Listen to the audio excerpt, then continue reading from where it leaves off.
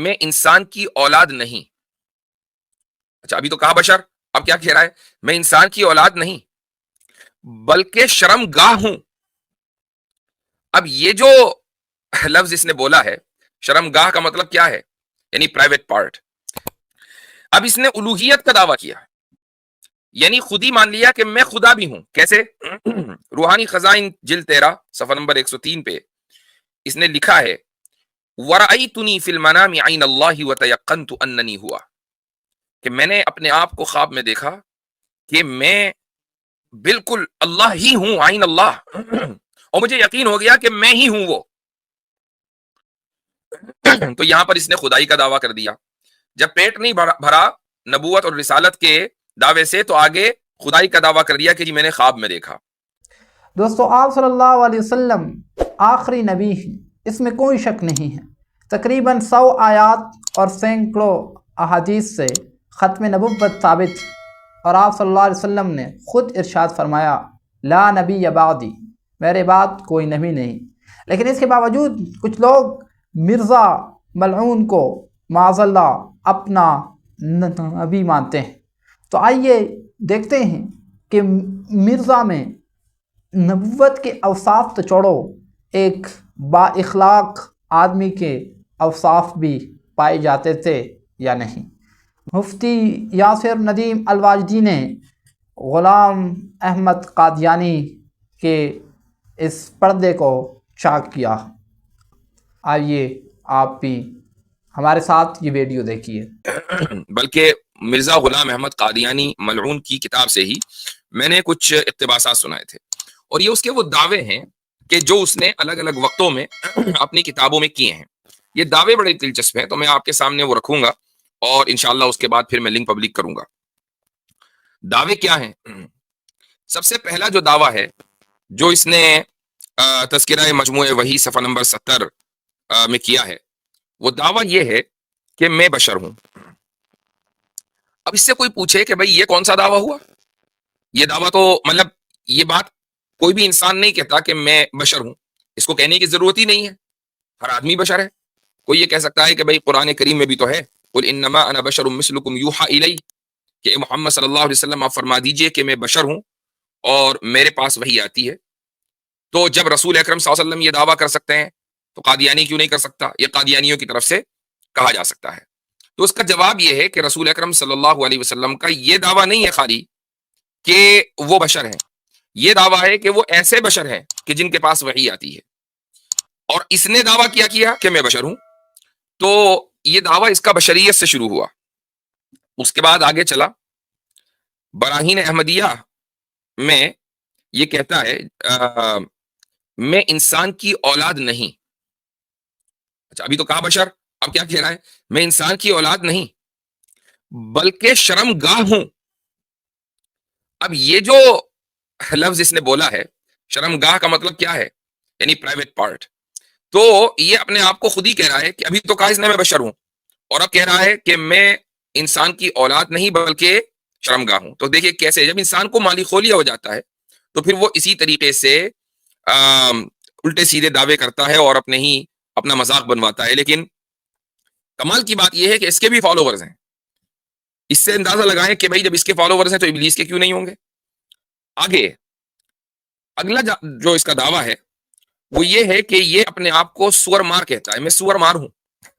یہ ہے ذکر حبیب میں، یہ کتاب ہے مفتی محمد صادق قادیانی کی، تو اس میں مرزا کہتا ہے کہ میں سور مار ہوں. سور مار کا مطلب کیا ہے؟ یعنی یہ اس کا ٹائٹل ہے، اور اس کی وجہ یہ ہے کہ حضرت عیسیٰ ابن مریم علیہ الصلاۃ والسلام کے بارے میں حدیث میں آیا ہے کہ جب وہ تشریف لائیں گے تو وہ صلیب کو یعنی کراس کو توڑیں گے اور خنزیر کو قتل کریں گے. تو یہ ان کا ایک ایکشن ہے، لیکن یہ ان کی صفت نہیں ہے. بھائی خنزیر کو کوئی بھی مار سکتا ہے، مسلمان بھی مار سکتا ہے، کھا نہیں سکتا. تو جو بھی اگر خنزیر کو مارے گا آپ اس کو یہ نہیں کہیں گے کہ یہ سور مارے، اس کی صفت نہیں بنا دیں گے. اس نے اس عمل کو اپنی صفت قرار دے دیا کہ یہ میری پہچان ہے. ایک اور دعویٰ ہے، یہ ہے تذکرہ مجموع وحی و الہامات صفحہ نمبر 568 جو میرے پاس ایڈیشن ہے طبع چہارم، اس میں کہتا ہے میں امین الملک جے سنگھ بہادر ہوں. اس کا کیا مطلب ہے؟ وہ کون تھا امیر الملک جے سنگھ بہادر؟ اللہ عالم۔ آگے کا جو دعویٰ ہے وہ ہمارے ہندو بھائیوں کے لیے بڑی دلچسپی کا سامان ہے۔ یہ بیچارے آج کل لڑ رہے ہیں کہ جی کرشن جی کی جو جائے پیدائش ہے ہمیں وہ چاہیے، وہاں مسجد بنا رکھی ہے وغیرہ وغیرہ۔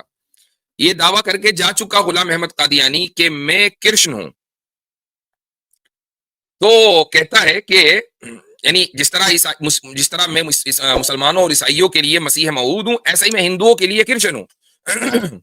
تو یہ ہندوؤں کو دعوت دے رہا ہے کہ وہ اس کی عبادت کریں۔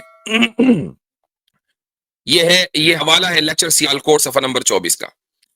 ایک جگہ کہتا ہے، حقیقت الوحی کتاب کا نام ہے، کہتا ہے کہ میں آریوں کا بادشاہ ہوں۔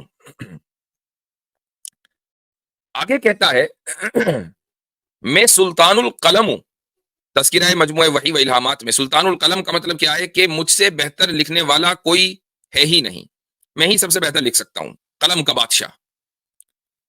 اچھا، ایک اور زبردست دعویٰ ہے جو اس کی کتاب ہے نور الحق صفحہ نمبر 33 میں، یہ بھی روحانی خزائن کا حصہ ہے۔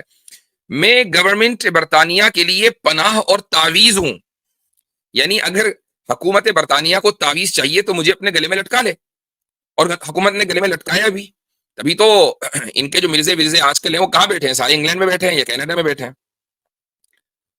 اچھا، آگے کہتا ہے کہ میں محدث ہوں۔ یہ بھی مجموعہ وحی و الہامات میں ہے۔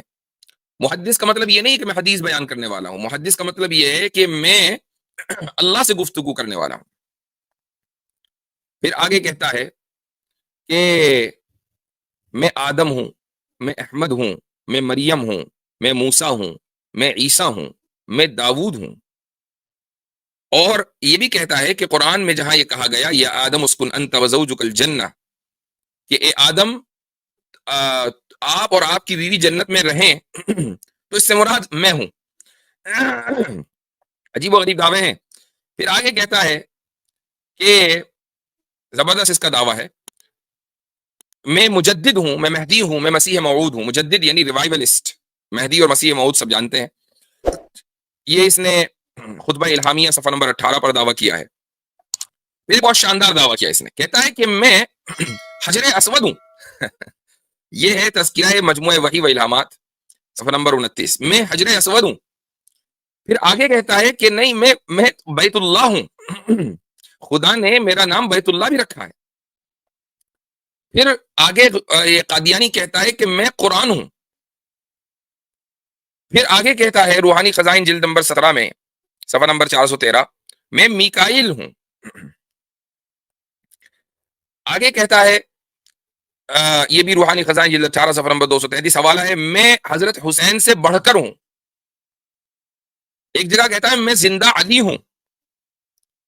پھر ایک جگہ کہتا ہے میں مریم ہوں، میں عیسیٰ ہوں۔ پھر آگے کہتا ہے جو اس کا خطرناک دعویٰ ہے کہ جس کی وجہ سے اس کو کذاب اور دجال، ویسے تو خیر یہ بچپن سے ہی تھا، لیکن جب سرٹیفائیڈ دجال بنا تو یہ اس وقت بنا جب اس نے یہ دعویٰ کیا، کہا کہ میں رسول بھی ہوں اور نبی بھی ہوں۔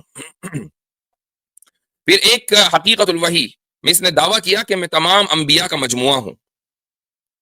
اب آپ اندازہ لگائیں کہ اس کے دعوے کیسے کیسے تھے، لیکن یہ یہاں رکا نہیں۔ جب ایک آدمی بشر سے شروع ہوا اور انبیاء تک پہنچ گیا اور نبوت کا دعویٰ کر دیا، تو آگے بھی تو کچھ آئے گا نا۔ تو اس کے آگے اس نے کیا دعویٰ کیا اصل وہ بھی ہے دیکھنے کا۔ اب اس نے الوہیت کا دعویٰ کیا، یعنی خود ہی مان لیا کہ میں خدا بھی ہوں۔ کیسے؟ روحانی خزائن جلد 13 صفحہ نمبر 103 پہ اس نے لکھا ہے، وَرَأَيْتُنِي فِي الْمَنَامِ عَيْنَ اللَّهِ وَتَيَقَّنْتُ أَنَّنِي هُوَ، کہ میں نے اپنے آپ کو خواب میں دیکھا کہ میں بالکل اللہ ہی ہوں، عین اللہ، اور مجھے یقین ہو گیا کہ میں ہی ہوں وہ۔ تو یہاں پر اس نے خدائی کا دعویٰ کر دیا۔ جب پیٹ نہیں بھرا نبوت اور رسالت کے دعوے سے، تو آگے خدائی کا دعویٰ کر دیا کہ جی میں نے خواب میں دیکھا اور مجھے یقین ہو گیا کہ میں وہی ہوں۔ اس کے بعد اسی کتاب میں روحانی خزائن کی جلد 22 صفحہ نمبر 108 میں اپنے آپ کو خطاب کرتے ہوئے کہہ رہا ہے، یعنی اپنے آپ کو مخاطب بنا کر کہہ رہا ہے، ایڈریس کر رہا ہے، اور قرآن کی آیت کا استعمال کر رہا ہے۔ کہتا ہے کہ انما امرک اذا اردت شیئا تقول له کن فیکون، کہ اپنے آپ کو کہتا ہے کہ تو جس بات کا ارادہ کرتا ہے وہ تیرے حکم سے فی الفور ہو جاتی ہے. حالانکہ یہ صفت اللہ کی ہے کہ اللہ جس چیز کا ارادہ کرتا ہے کہ وہ ہو جائے تو وہ ہو جاتی ہے. یہ اپنے کو کہہ رہا ہے کہ یہ صفت میری ہے. یہ تو سے مراد وہ خود ہے, وہ اپنے آپ کو ایڈریس کر رہا ہے. تو بھائی اپنے آپ کو اس نے بشر سے جو شروع کیا, سور مار سے ہوتے ہوئے وہ اس نے کون سی راہ پکڑی کہ وہ حجر اسود بھی بنا, بیت اللہ بھی بنا, اس کے بعد عیسیٰ موسیٰ اور مریم بنا علیہم الصلاۃ والسلام, پھر آخر میں نبی اور رسول بن گیا. اپنے آپ کو احمد بھی اور محمد بھی اس نے کہا, اور یہاں تک کہ اللہ بھی قرار دے دیا.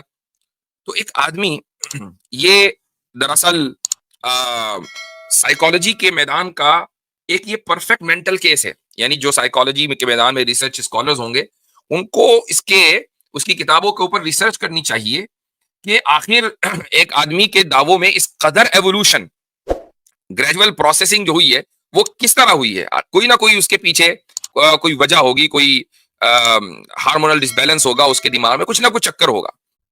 دوستو امید ہے کہ اس ویڈیو سے آپ نے بہت کچھ سیکھا ہوگا, اور ہماری دعا ہے کہ اللہ رب العزت قادیانیوں کو ہدایت دے.